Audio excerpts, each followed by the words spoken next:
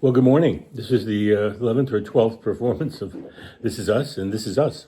And we actually got it more or less on the right day. I guess we No, didn't. we didn't. Well, Maria blew. It's Maria's fault. Maria blew Friday. It was definitely my fault. I was not in a good place on Friday, but we're here now. And Maria just said to me, "Fix your hair." And I looked at it, and then she cracked up. Of course, she was joking. That rascal, she has quite the sense of humor.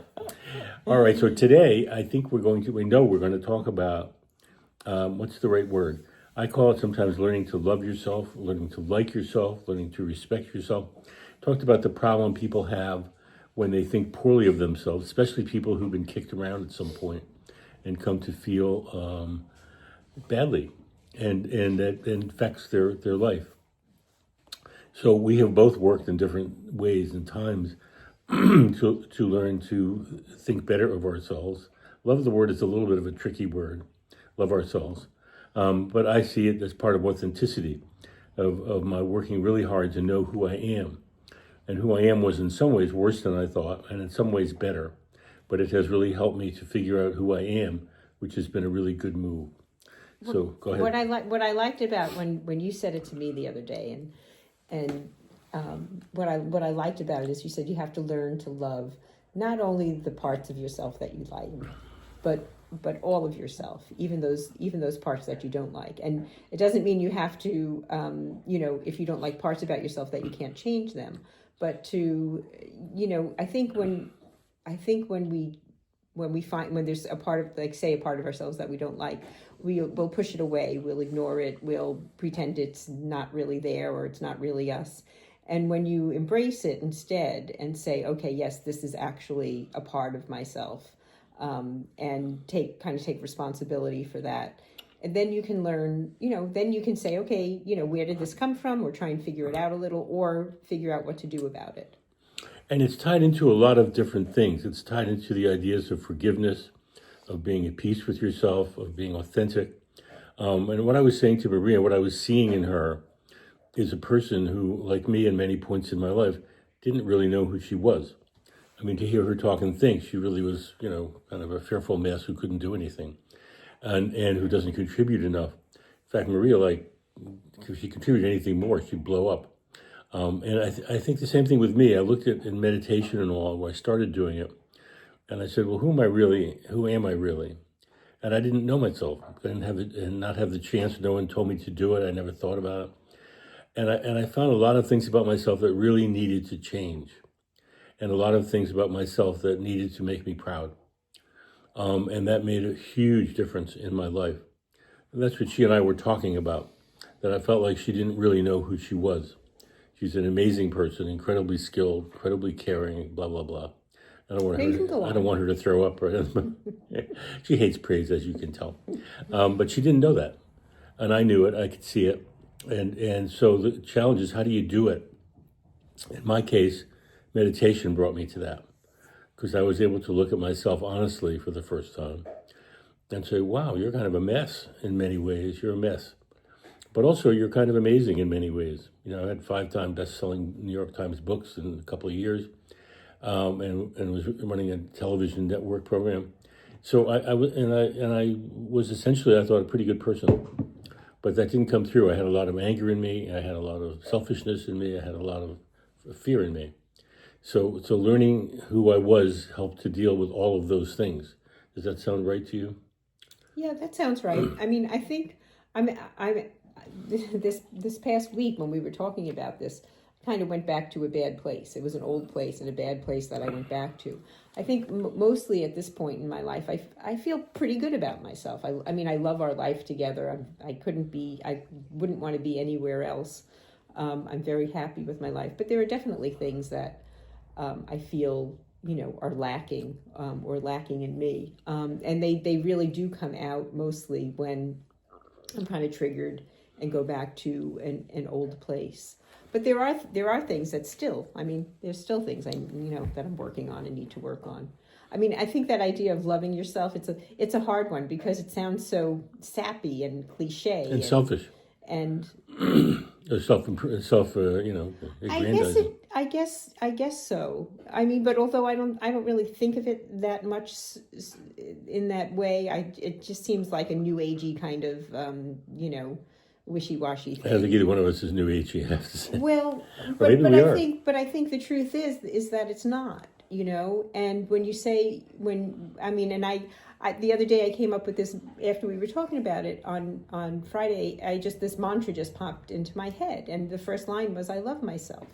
And it felt like weird. It felt weird for me to be saying that to myself, and that's why I thought, okay, it feels weird. This is something I need to do, and so I wrote it down, and and I think I think it is something that's good to be able to say. Not, oh, I'm in love with myself. I'm wonderful. Look at me, aren't I great? I'm in love with you. I'll take care of that. But but I love myself. I love myself for who I am, and that's with the faults.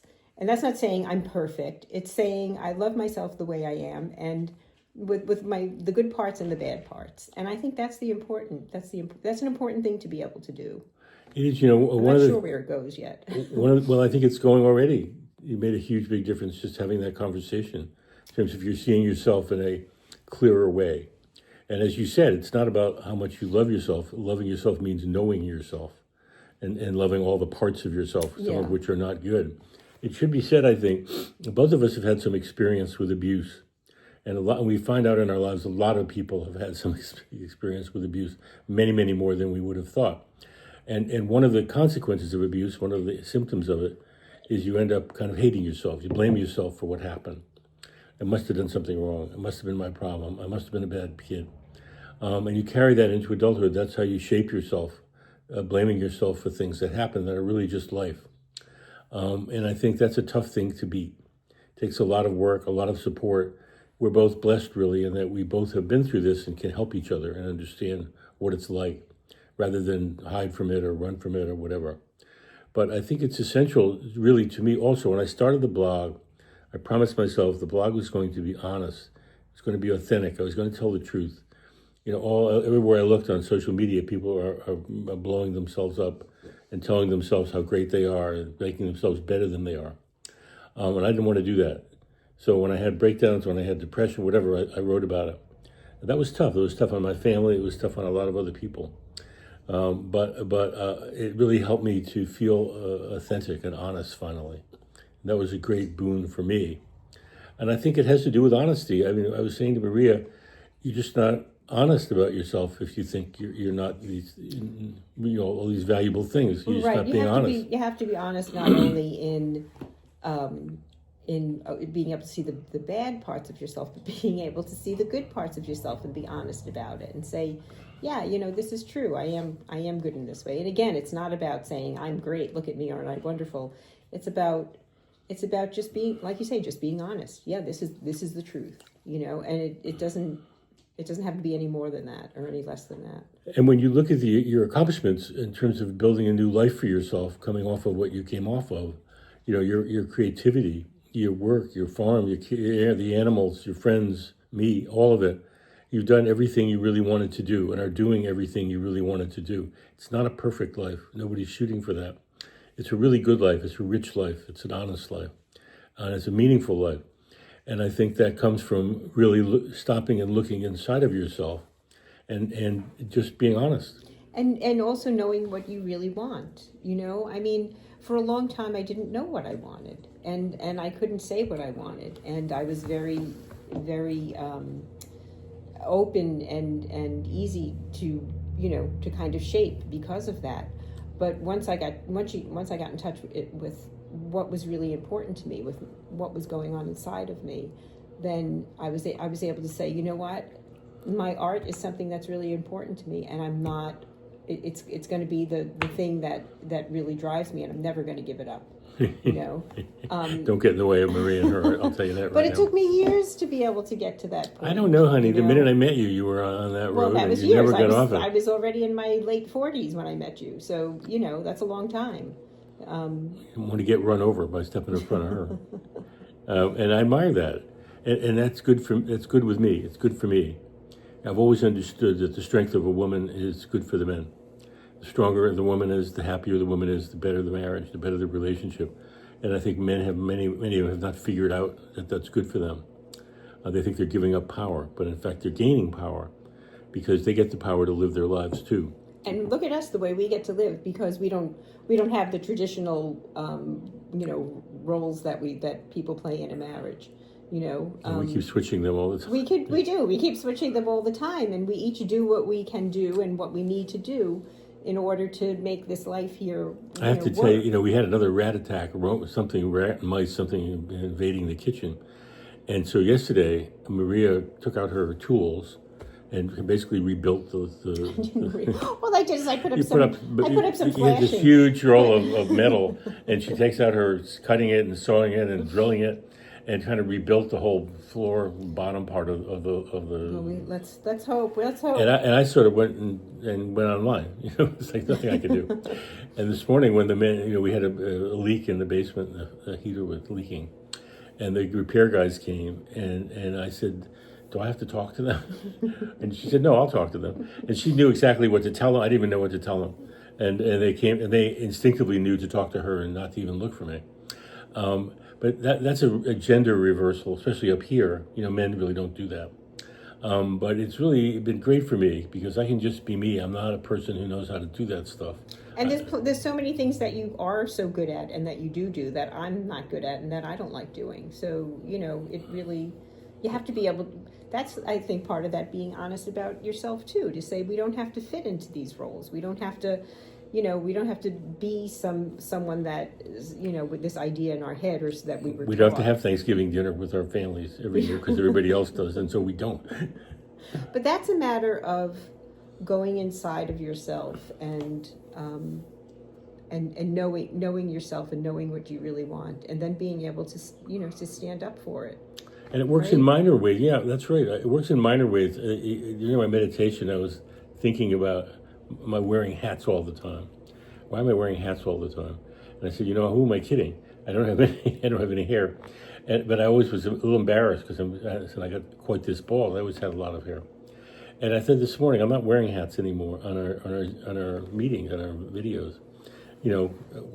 I'm not fooling anybody, and it's a sign of my, trying to be something I'm really not. Except in the winter when it's cold. Well, oh yeah, I love my hats. I wear my hats all the time, but I don't need to put them on when I'm in here in the summer. Summer and talking to you guys.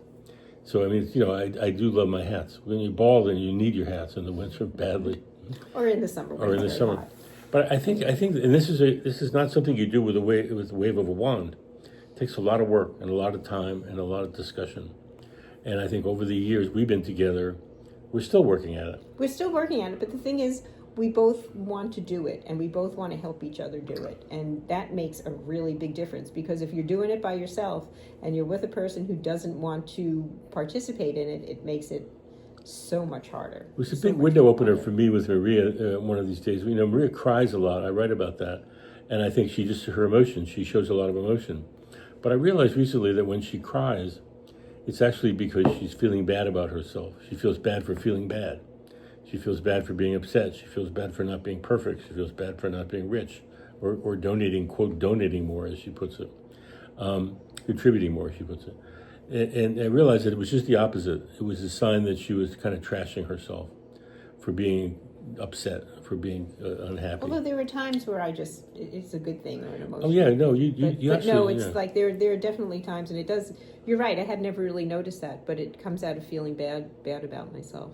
So we're doing well. We're working on that, and I think we've come a long, long way. We have a ways to go, but I think we're both, for the first time in my life, I'm absolutely happy with what I'm doing. I don't want to be anywhere else. I don't want to do anything else. I don't want to be with anybody else. And that's incredibly liberating. I spent my whole life wanting to be in a different place, a different job, whatever.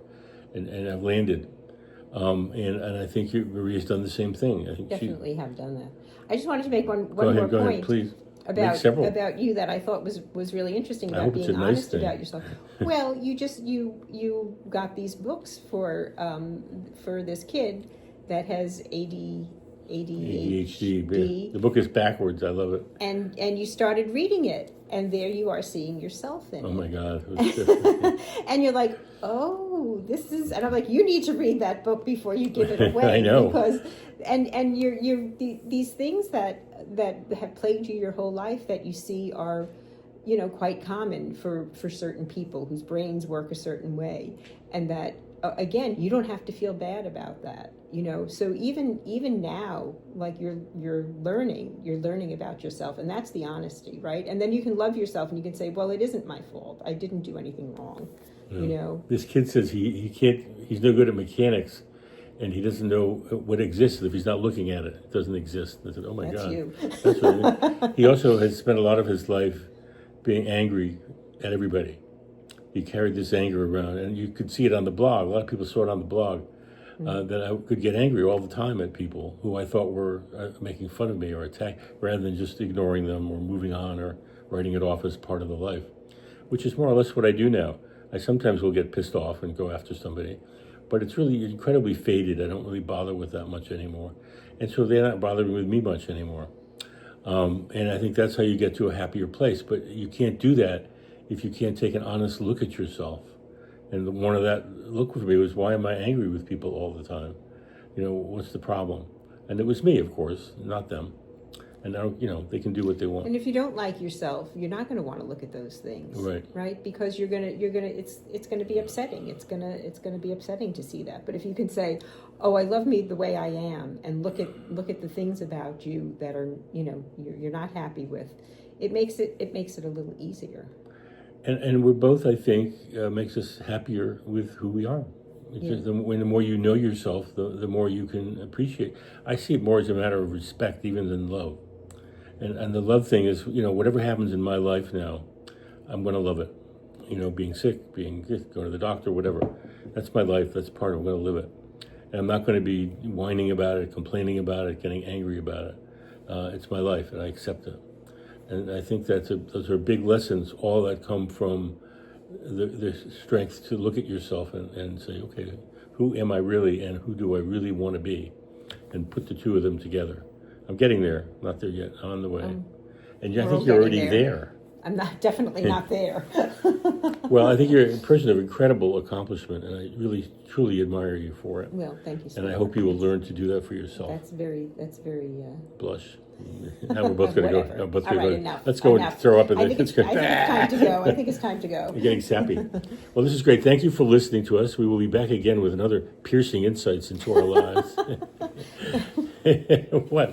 No, piercing. Well, you got something to say? You got something to say? No, I was going to say that hopefully, other people can relate to, and it's not just about us. Well, I think that, of course. What do you think? You think I'm being selfish? I'm only sharing this for the good of other people. Okay, thank you. Right. Have a great weekend. It's not the weekend. It's the week. Have a great week. We had a rough time. We had rats. We have all kinds of stuff going on up here. And the repairman just left and all that delay. stuff. Yeah, it's been ongoing. We're good. We're good. Hang in there. Bye.